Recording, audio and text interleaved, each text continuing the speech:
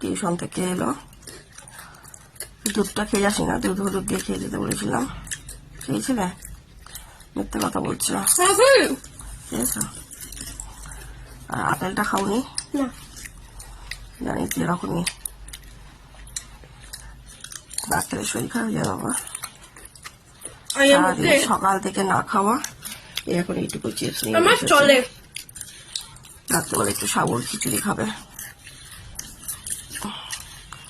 এখন না খেয়ে রয়েছি।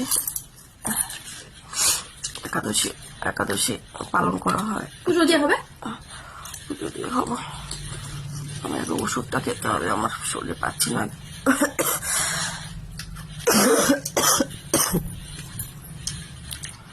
শরীর খারাপ লাগছে রে বাবা।